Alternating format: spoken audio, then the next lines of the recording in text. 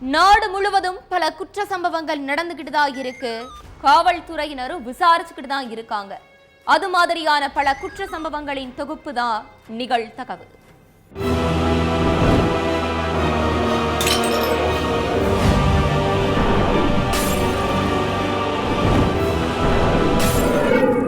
நிகழ்தகவு.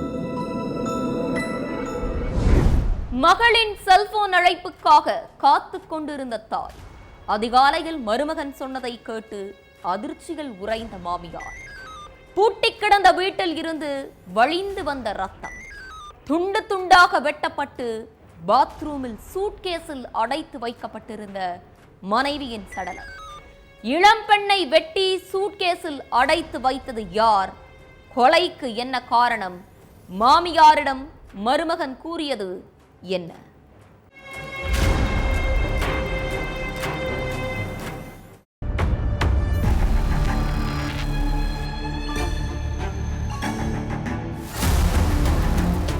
கல்யாணம் ஆனதுல இருந்தே தினமும் தன்னோட அப்பா அம்மாவுக்கு ஃபோன் பண்ணி பேசாம தூங்க மாட்டாங்க கௌரி. ஆனா ஒரு வாரமா கௌரி கிட்ட இருந்து எந்த ஒரு காலும் அவங்களுக்கு வரல.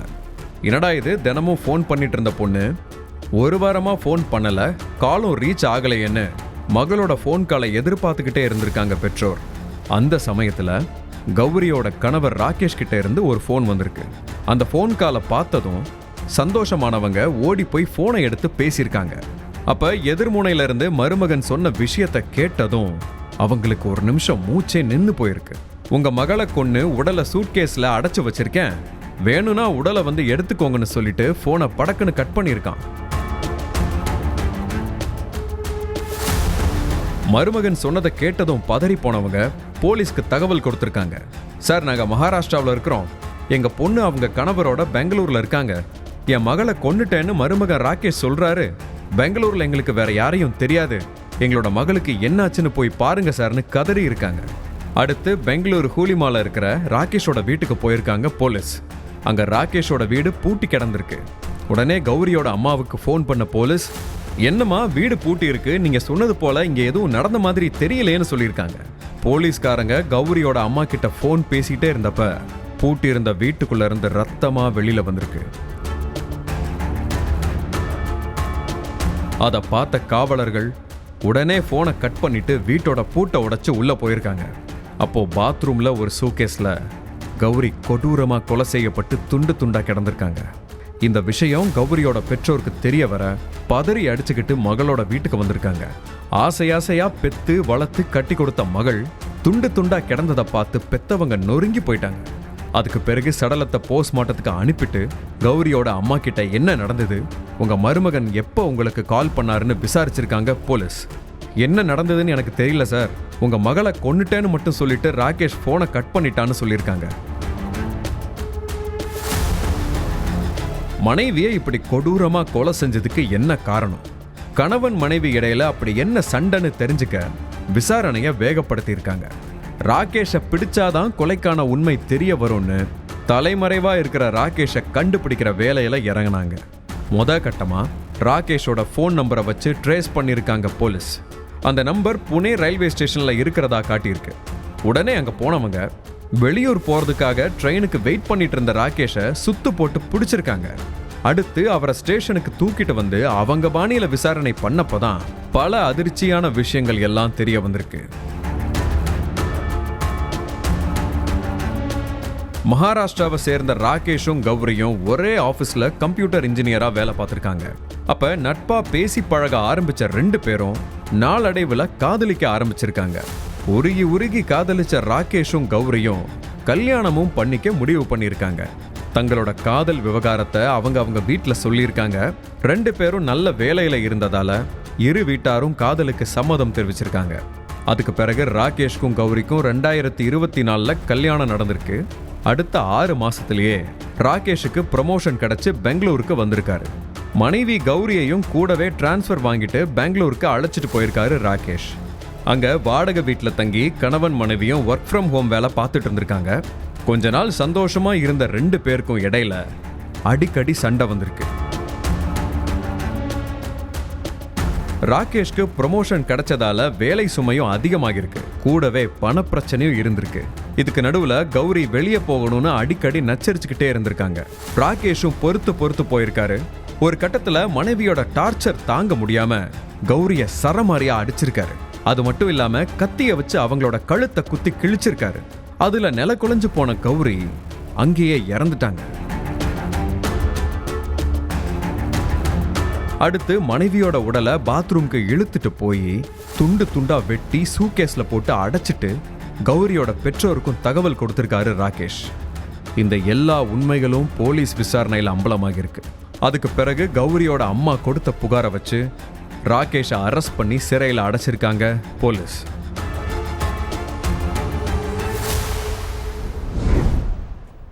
இளம்பெண்ணை காதலித்த 2 குழந்தைகளின் தந்தை, விஷயம் தெரிந்து கோபத்தில் கொந்தளித்த இளம்பெண், இன்பச் சுற்றுலா அழைத்து சென்று கல்லால் அடித்தே கொன்ற பயங்கரம், கொடூரமாக கொலை செய்துவிட்டு செப்டிக் டேங்கில் சடலத்தை வீசிய கொடூரம், யாருக்கும் சந்தேகம் வரக்கூடாது என்பதற்காக காவல் நிலையத்திற்கு சென்று காதலியை காணவில்லை என கதறி நாடகமாடியும் தில்லாலங்கடி கோவில் அர்ச்சகர் சிக்கியது எப்படி? நீதிமன்றத்தின் அதிரடி தீர்ப்பு என்ன?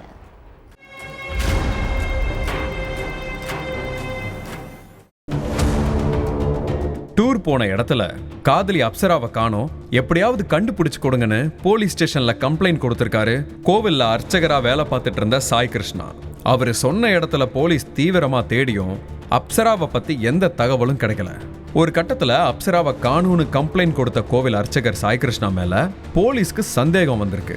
ஏன்னா அப்சராவை பத்தி போலீஸ் விசாரிச்சப்ப நேரத்துக்கு தகுந்த மாதிரி மாத்தி பேசியிருக்காரு சாய் கிருஷ்ணா. அதுக்கப்புறம் அவரோட செல்போனை வாங்கி செக் பண்ணப்ப கூகுளை ஓபன் பண்ணி பார்த்துருக்காங்க போலீஸ். அதுல ஒருத்தரை கொலை பண்ணிட்டு டெட் பாடியை மறைக்கிறது எப்படின்னு சர்ச் பண்ணி பார்த்திருந்தது கூகுள் ஹிஸ்டரி மூலமா போலீஸ்க்கு தெரிய வந்திருக்கு. சாய் கிருஷ்ணா மேல போலீஸ்க்கு இருந்த சின்ன அளவிலான சந்தேகம் கூகுள் ஹிஸ்டரியை பார்த்ததுக்கு அப்புறம் அதிகரிச்சிருக்கு. அதுக்கப்புறம் சாய் கிருஷ்ணா கிட்ட போலீஸ் விசாரிக்க வேண்டிய விதத்துல விசாரிச்சதுக்கு அப்புறம் எல்லா விஷயமும் வெளியில வந்திருக்கு.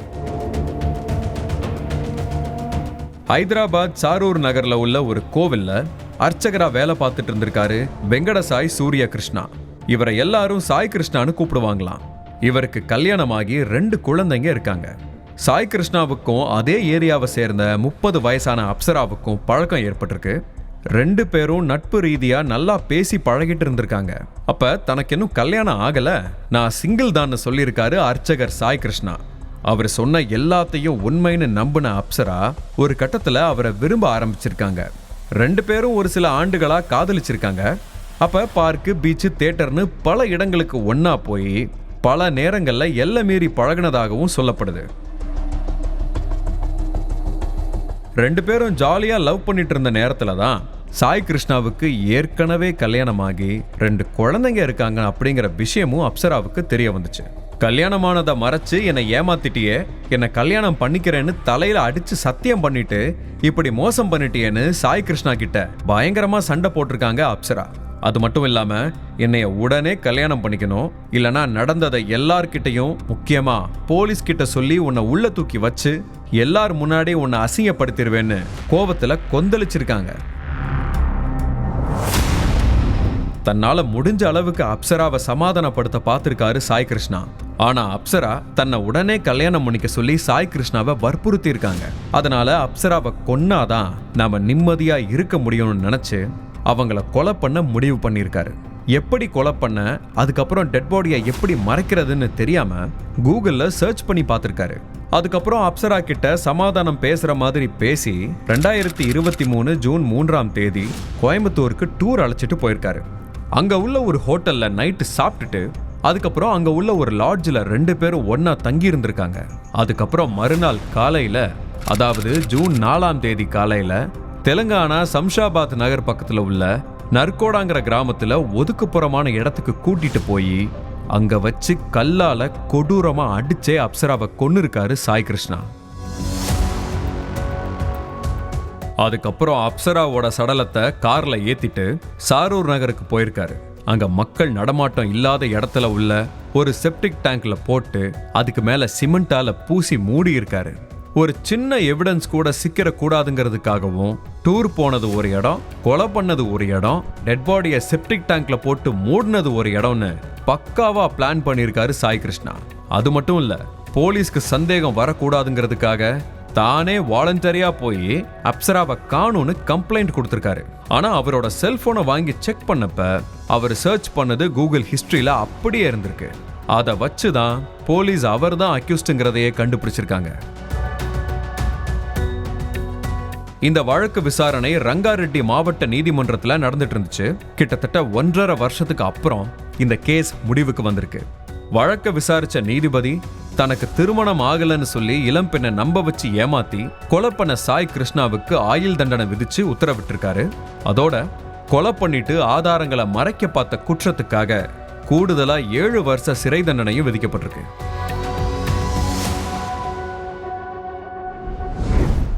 அபார்ட்மெண்ட் வாசலில் படுகொலை செய்யப்பட்ட வாட்ச்மேன். பல வருடங்களாக சிபிசிஐடி அதிகாரிகளுக்கு தண்ணி காட்டி வந்த கொலையாளி. தெருவில் உள்ள மக்களுக்கு துளியும் சந்தேகம் வராமல் அப்பாவி போல் இருந்த முதியவர். 5 வருடங்களுக்கு பிறகு கொலையாளியை போலீசார் கண்டுபிடித்தது எப்படி? பின்னணி என்ன?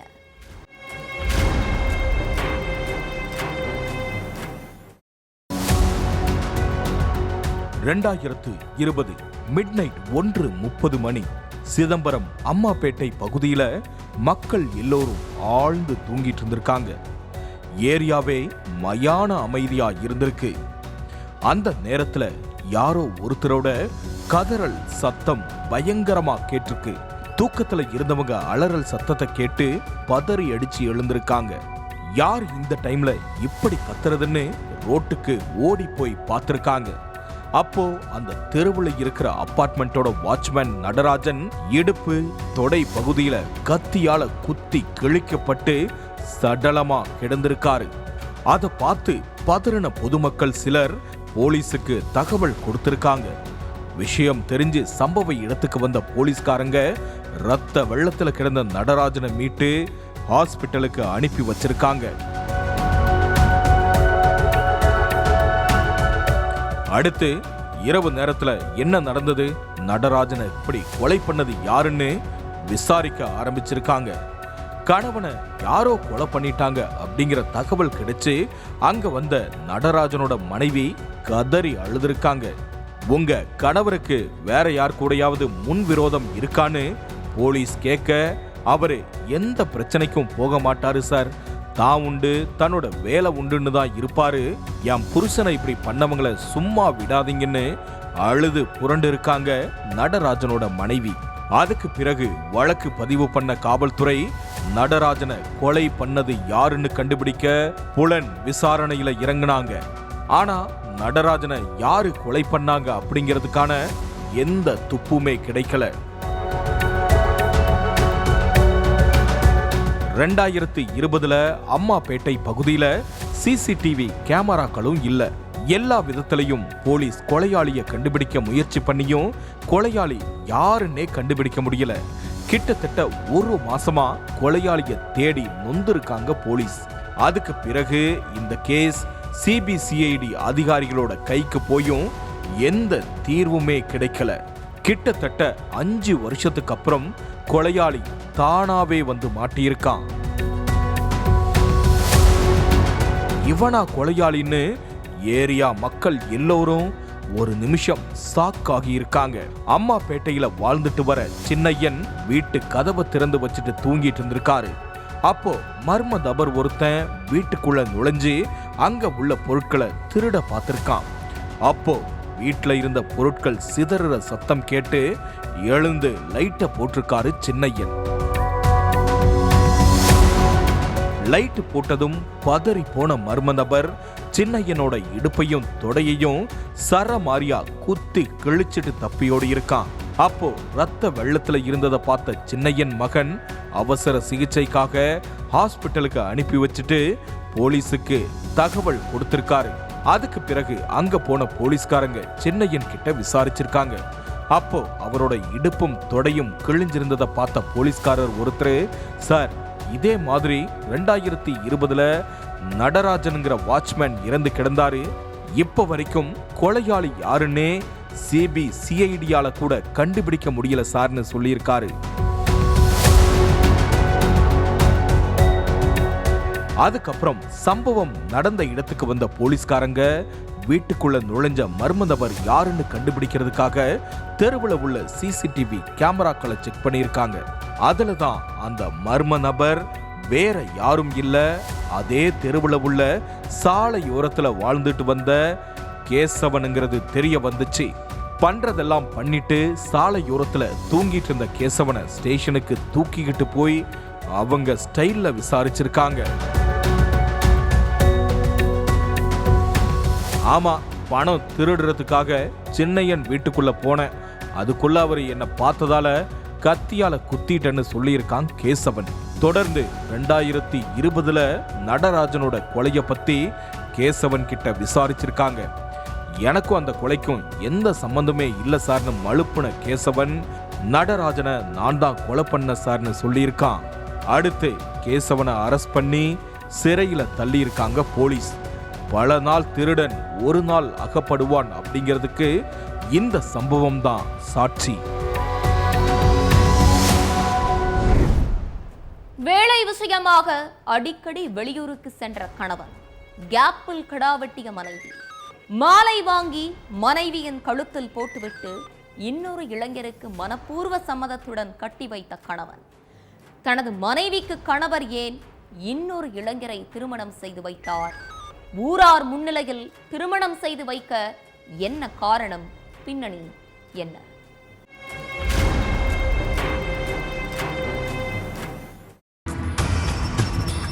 வேலை விஷயமா அடிக்கடி வெளியூருக்கு போயிட்டு வர்ற பப்ளு கிட்ட கண்டிப்பா வெளியூருக்கு தான் வேலைக்கு போகணுமா, உள்ளூருக்குள்ள எதுவும் வேலை இல்லையான்னு கேட்ட சொந்தக்காரங்க வெளியூருக்கு வேலைக்கு போகாம இருக்க பாருன்னு அட்வைஸும் பண்ணியிருக்காங்க. எப்ப வெளியூருக்கு போனாலும் ஏன் அட்வைஸ் பண்ணிக்கிட்டே இருக்கீங்க? வெளியூருக்கு வேலைக்கு போறதால என்ன பிரச்சனை? யாருமே வெளியூருக்கு வேலைக்கு போறதே இல்லையா?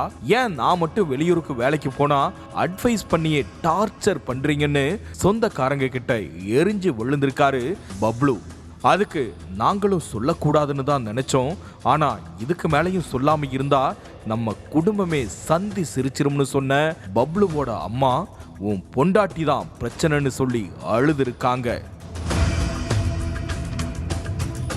நான் வெளியூர் போறதுக்கும் என் மனைவிக்கும் என்ன சம்பந்தம்னு கேட்டிருக்காரு பப்ளு. நீ வெளியூர் போறதுக்கும் உன் மனைவிக்கும் சம்பந்தம் இல்ல, ஆனா உன் மனைவிக்கும் நம்ம ஊர்ல உள்ள இன்னொரு இளைஞர் கூட இல்லீகல் ரிலேஷன்ஷிப் இருக்குதுன்னு நீ வெளியூருக்கு போன பிறகு அந்த இளைஞர் வீட்டுக்கு வந்து போய் இருக்கிறதாவும் சொல்லியிருக்காங்க.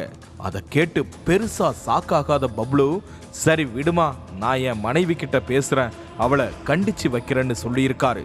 அடுத்து வீட்டுக்குள்ள போன பப்ளு தன் மனைவி ராதா கிட்ட, அம்மா சொன்ன விஷயம் எனக்கு ஏற்கனவே தெரிஞ்ச விஷயம்தான், அந்த விஷயத்துல நமக்குள்ள எத்தனை முறை சண்டை வந்துட்டு இருக்குது, நான் உனக்கு வார்னிங் கொடுத்து பார்த்துட்டேன், நீயும் திருந்துற மாதிரியே தெரியலன்னு சொன்ன பப்ளு அடுத்து செஞ்ச ஒரு காரியம்தான் பலருக்கும் ஷாக்கே.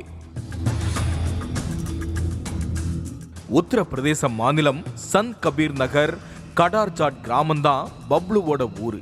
கோரக்பூர் மாவட்டத்தை சேர்ந்த ராதிகாவை 2017 திருமணம் செஞ்சுக்கிட்ட பப்ளுவுக்கு 2 பிள்ளைகள் இருக்காங்க. 7 வருஷமா கணவனோட சந்தோஷமா இருந்த ராதிகாவுக்கு அதே கிராமத்துல உள்ள இன்னொரு இளைஞர் மேல ஈர்ப்பு வந்திருக்குது.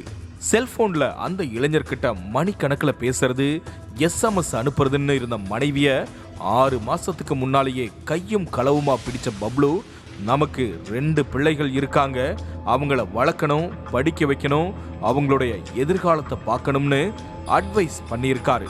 அதோட இனிமேலாவது ஒழுங்கா இருக்க பாருன்னு வார்னிங்கும் கொடுத்திருக்காரு. ஆனாலும் ராதிகா அந்த இளைஞரோட பேசுறத நிறுத்தவே இல்லை.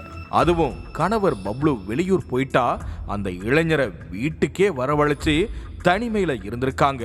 அதை கவனிச்ச சொந்தக்காரங்க முதல்ல கண்டும் காணாமலும் இருந்திருக்காங்க. ஆனா ராதிகாவோட ஆட்டம் அதிகமானதால பப்ளு வந்ததும் வீட்டுல நடந்த அநியாயத்தை சொல்லியிருக்காங்க. அதுக்கு பிறகுதான் பப்ளு செஞ்சது கிராம மக்களுக்கே அதிர்ச்சி. மனைவியோட ஆசை நாயகனை அவரோட வீட்டுக்கே போய் அழைச்சிட்டு வந்த பப்ளு வர்ற வழியிலேயே 2 மாலையும் வாங்கிட்டு வந்திருக்காரு. நான் உங்க 2 பேரையும் சேர்த்து வைக்கிறேன்னு மனைவிக்கும் அந்த இளைஞருக்கும் திருமணம் செஞ்சு வச்சிருக்காரு. நீங்க 2 பேரும் சந்தோஷமா வாழுங்க, அதுக்கு இடையூறா என் பிள்ளைகளும் இருக்க மாட்டாங்க, அவங்க 2 பேரையும் நானே வளர்த்துக்கிறேன்னு சொல்லியிருக்காரு பப்ளு. மனைவியை அடிப்பாரு, பொங்கி எழுவாருன்னு பெரிய பிரளயமே நடக்க போகுதுன்னு நினைச்ச எல்லோரும் பப்ளு தன் மனைவிக்கு கல்யாணம் பண்ணி வச்சதாலேயே வாயடைச்சி போய் நின்னு இருக்காங்க. ஆனா தான் கல்யாணம் பண்ணி வச்சதுக்கான காரணமே வேறன்னு சொல்லியிருக்காரு பப்ளு. கடந்த வாரம் மீரட்ல அமெரிக்க கடற்படை நிறுவன அதிகாரி சௌரப் ராஜ்புத் கொலை செய்யப்பட்டாரு. அவரோட மனைவி முஸ்கான் ரஸ்தோகி தன்னோட கள்ளக்காதலன் சாகில் சுக்லாவோட சேர்ந்துதான் கொலைய செஞ்சதே. அதோட விடாம கணவனோட சடலத்தை 15 துண்டுகளா வெட்டி காலி ட்ரம்ல போட்டு அதுக்கு மேல கான்கிரீட் கலவையால மூடி சமாதி ஆக்கிட்டாங்க. அதே மாதிரி அவுரியா பக்கத்துல உள்ள சாகர் பகுதியில கல்யாணமான 15 நாள்ல கணவன் திலீப்ப மனைவி பிரகதி தன்னோட காதலன் அனுராக்கோட சேர்ந்து கொலை பண்ணிட்டாங்க. இந்த 2 விஷயமும் தான் பப்ளு மனசுல கடந்த 10 நாளா ஓடிட்டே இருந்திருக்குது. ஆசை நாயகனுக்காக கட்டுன கணவனையே கொல்ற அளவுக்கு போகலாம், தப்பில்லைன்னு நம்ம மனைவியும் துணிஞ்சிட்டா நமக்கு இல்லைன்னு பதறன பப்ளு அடுத்துதான் மனைவிக்கு திருமணமே செஞ்சு வச்சிருக்காரு. அதே மாதிரி இடையூறா இருக்கிற குழந்தைகளையும் பெற்ற தாயை கொலை செய்யற சம்பவமும் நடக்குது. அதே மாதிரி நம்ம பிள்ளைகளுக்கும் நடந்துட கூடாதுன்னு பயந்து பிள்ளைகளையும் நானே வளர்த்துக்கிறேன்னு முடிவெடுத்திருக்காரு பப்ளு. ஆக மொத்தம் உசுறு முக்கியம், அதுதான் பப்ளுவோட எண்ணம். எங்க இருந்தாலும் நல்லா இருன்னு மனைவிக்கு டாட்டா காட்டி அனுப்பிட்டாரு பப்ளு.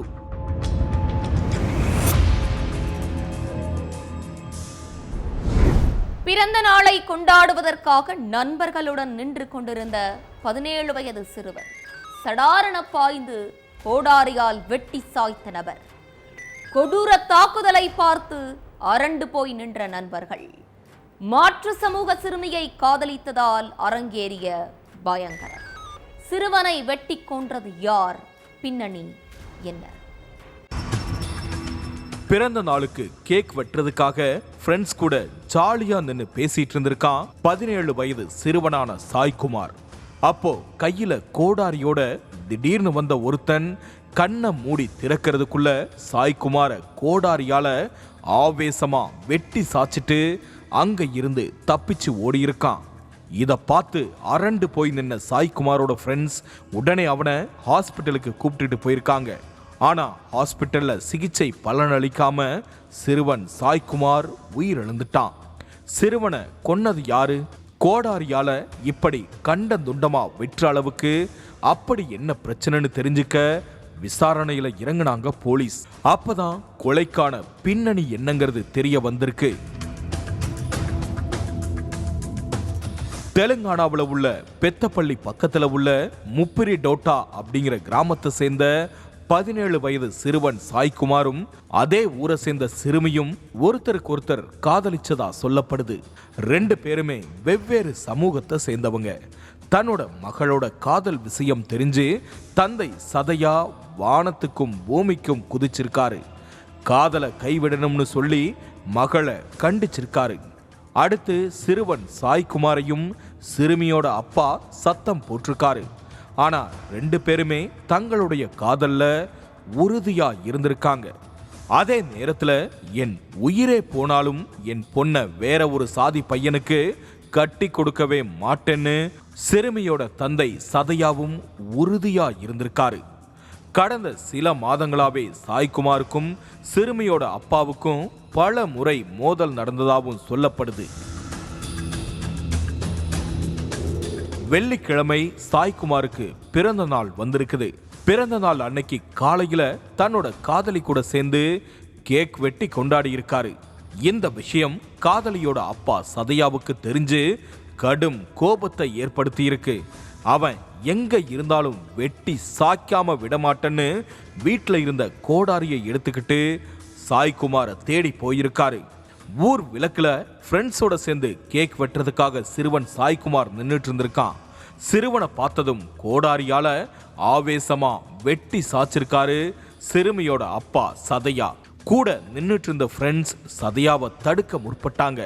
ஆனா அதுக்குள்ள சாய்குமார சர்ற மாதிரியா வெட்டிட்டு அங்க இருந்து தப்பிச்சு போயிட்டாரு. சாய்குமார் கூட நின்னுட்டு இருந்த எல்லோருமே 16-17 வயசு பசங்க அப்படிங்கறதால கொடூர தாக்குதலை நேர்ல பார்த்ததும் பயந்து போயிருக்காங்க. அதுல ஒரு சிலர் ரத்த வெள்ளத்துல துடிச்சிட்டு இருந்த சாய்குமாரை மீட்டு ஹாஸ்பிட்டலுக்கு கொண்டு போயிருக்காங்க. ஆனா சிறுவனை பரிசோதிச்ச டாக்டர்கள் சாய்குமார் ஏற்கனவே இறந்துட்டதா சொல்லியிருக்காங்க. விஷயம் தெரிஞ்சு அங்க வந்த போலீஸ் சிறுவனை கொன்னுட்டு தப்பிச்சு போன சதையாவை தேடிட்டு இருந்தாங்க. ஊருக்கு ஒதுக்குப்புறத்துல பதுங்கி இருக்கிறதா தகவல் வந்து அந்த இடத்துக்கு போன தனிப்படை போலீஸ் தப்பிச்சு ஓடுன சதையாவை மடக்கி பிடிச்சு அரெஸ்ட் பண்ணிட்டாங்க. இதுக்கிடையில போலீஸுக்கு இன்னொரு தகவலும் வந்திருக்கு. பிறந்த நாளுக்கு முந்தின நாள், அதாவது வியாழக்கிழமை, சிறுவன் சாய்குமார் பிறந்த நாளுக்கு புது ட்ரெஸ் வாங்கிட்டு கார்ல வீட்டுக்கு போயிட்டு இருந்திருக்கான். அப்போ அவன் போன கார் மேல இன்னொரு வாகனம் வேகமா வந்து மோதினதாவும் இந்த விபத்துல அதிர்ஷ்டவசமா சாய்குமார் உயிர் தப்பிச்சிட்டதாவும் சொல்லப்படுது. அதுக்கு மறுநாளே சிறுமியோட தந்தை சதையா சாய்குமார வெட்டி கொண்டிருக்காரு. ஒருவேளை அந்த விபத்துக்கும் சதையாவுக்கும் சம்பந்தம் இருக்குமோ அப்படிங்கிற கோணத்திலையும் போலீஸ் விசாரணை பண்ணிக்கிட்டு இருக்காங்க. பூ மார்க்கெட் அருகே அமோகமாக நடந்த போதைப் பொருட்கள் விற்பனை. பொறி வைத்து பிடித்த காவல்துறையினர். லட்சக்கணக்கான ரூபாய் மதிப்பிலான போதைப் பொருட்களை பறிமுதல் செய்த அதிகாரிகள். லேடி போலீஸ் ஆபீசரின் மகன் உட்பட 7 பேர் கொண்ட கும்பல் அதிரடி கைது. விசாரணையில் வெளிவந்த பகீர் தகவல்கள். பின்னணி என்ன?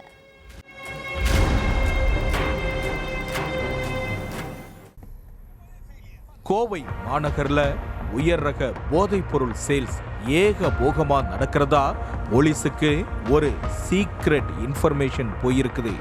அதுவும் ஸ்கூல் ஸ்டூடெண்ட்ஸ், காலேஜ் ஸ்டூடெண்ட்ஸ் தான் அந்த போதைப் பொருள் சேல்ஸ் கும்பலோட மெயின் டார்கெட்னு தகவல் கிடைச்சிருக்குது. அடுத்து தீவிர ரோந்து பணியில இறங்கியிருக்காங்க போலீசார்.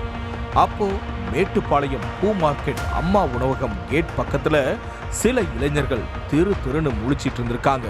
அந்த இளைஞர்கள் பக்கத்துல போலீசார் போனதும் அங்க இருந்து எஸ்கேப் ஆக பார்த்திருக்காங்க.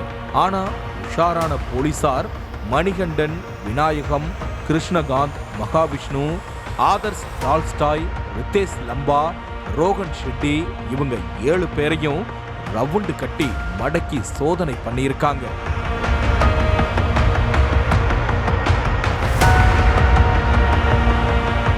அப்போ அந்த இளைஞர்கள் கிட்ட MDMA பவுடர், கொக்கைன், கிரீன் கஞ்சா, உலர்ந்த கஞ்சா, உயர்தர குஷ், 25 லட்சம் ரூபாய் ரொக்க பணம் என்னும் இயந்திரம், போதைப் பொருள் எடை பார்க்கிற இயந்திரம், விலை உயர்ந்த பீர் பாட்டில்கள், ஒயின் பாட்டில்கள் இருந்திருக்குது. இந்த போதைப் பொருட்களோட சேர்ந்து 3 கார்கள், 12 செல்போன்கள்னு 70 லட்சம் ரூபாய் மதிப்புள்ள பொருட்களை கைப்பற்றின போலீசார் அந்த கும்பலை காவல் வாகனத்துல ஏத்திக்கிட்டு வந்து விசாரணையில இறங்கி இருக்காங்க. அதுல இன்னும் பல அதிர வைக்கிற விஷயங்கள் எல்லாம் வெளியே வந்திருக்குது. மகாராஷ்டிராவில இருந்து ஜேக்கப் பிராங்க்லின் மூலமா MDMA பவுடரை வாங்கின இந்த கும்பல் ஹிமாச்சல் பிரதேசம், மும்பையில இருந்து மற்ற போதைப் பொருட்களை பேரம் பேசி கொரியர் மூலமா வாங்கினதோட அதுக்கான பணத்தை ஆன்லைன் மூலமா அனுப்பியிருக்காங்க. கடந்த 1.5 வருஷமாவே இந்த போதைப் பொருள் சேல்ஸ்ல ஜேன்னு கொடிகட்டி பறந்த இந்த கும்பல்ல ஒரு இளைஞர் காலேஜ் ஸ்டூடெண்ட், 2 பேரு ராபிடோ டிரைவர், ஒருத்தர் கிரிக்கெட்டர், இன்னொருத்தர் IT நிறுவன ஊழியர். இது ஒரு பக்கம் இருந்தாலும் போதைப் பொருள் சேல்ஸ் தான் அவங்களுடைய மெயின் வேலையே.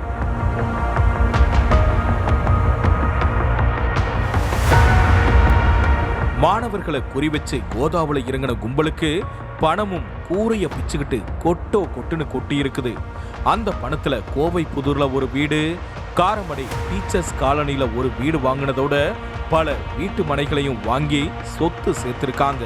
அந்த சொத்துக்களை எல்லாமே பறிமுதல் பண்ண லீகலா என்ன செய்யணுமோ அத போலீசார் பண்ணிட்டு இருக்காங்க.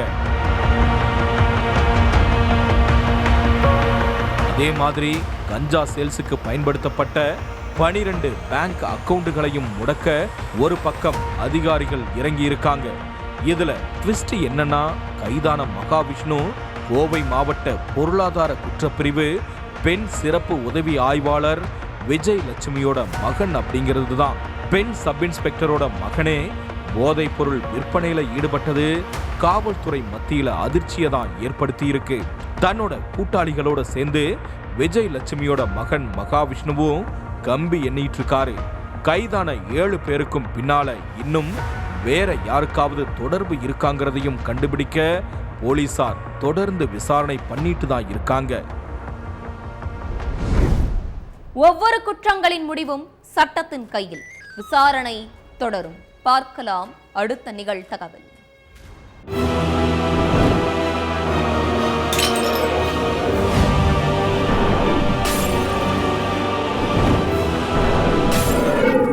நிகழ்தகவு.